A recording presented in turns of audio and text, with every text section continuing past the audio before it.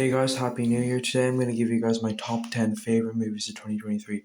Before I do that, I'm going to give you some honorable mentions. And before I do that, I'm just going to give you guys a little preface to say, due to UK and Ireland distribution, there are some films I still haven't seen, like The Holdovers, Iron Claw, films that probably could be on this list, but I just haven't seen them yet. So before I do that, the first film on my honorable mention list is Dumb Money. The next film on my honorable mention list is Priscilla. I posted a review for this a few days ago, so if you want to hear more in-depth thoughts, just go look at that. But I thought this film was very good. I thought Kaylee Spaney was very good, and I thought it was overall a very good film. Next film on this list is Matt Johnson's Blackberry. I thought this film was very funny, witty, and clever. Jay Baruchel, Glenn Howerton, both fantastic in the film. Then my final honorable mention is Mission Impossible Dead Reckoning Part 1. This is an absolute spectacle of a film. Some of, if not the best action sequences I've seen in a film all year. This movie deserved to do a lot better at the box office because in my opinion it's the best action film of the year. My number 10th favourite film of the year is Michael Mann's Ferrari. I went into this film with kind of low expectations, but it completely blew me away. The racing scenes are completely immersive, Penelope Cruz is spectacular, and Adam Driver is also very good. Number 9, I have Guardians of the Galaxy Volume 3. I'm not really into Marvel movies anymore, but this movie was just so good. Truly a beautiful send off to the Guardians. You can tell everyone's putting their A game into it and everybody cares about it. This movie did not disappoint one bit. It truly was the best send off the Guardians could have had, and I just truly loved it. Number 8, I have Martin Scorsese's Killers of the Flower Moon. What is there to say about this film that's not already been said?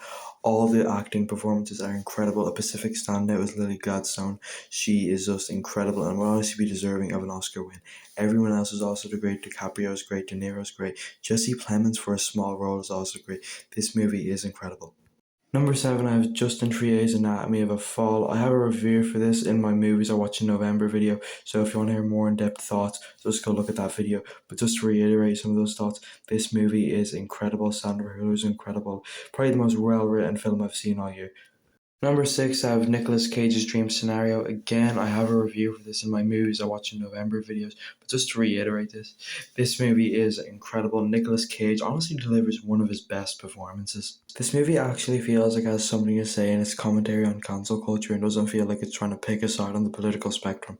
And it does all this whilst being one of the funniest films of the year. Number 5, I have Greta Gerwig's Barbie. What's there to say about this film that's not already been said? The production design is incredible, one of the best scripts of the year.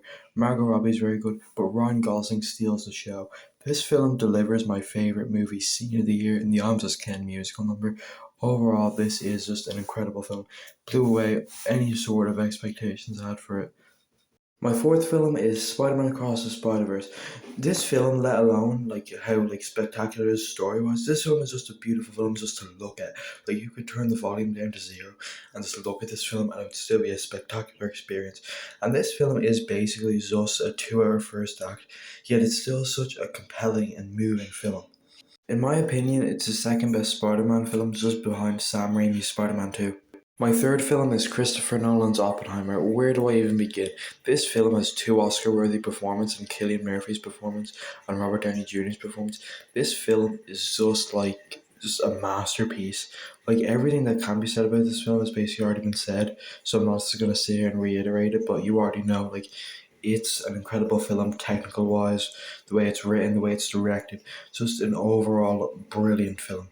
My number 2 film is David Fincher's The Killer. I have a review for this film, so if you want to hear more in-depth thoughts, just go look at that. But just to reiterate it, yeah, this film's incredible, very stylized, very nuanced, and yeah, it's a very good film. And my number 1 favourite film of 2023 is Emerald Fennell Saltburn, a film that has gotten more divisive as time goes on, but I still adore it. I rewatched it recently and I loved it even more. This is a very, very good film and is my personal favourite film of 2023.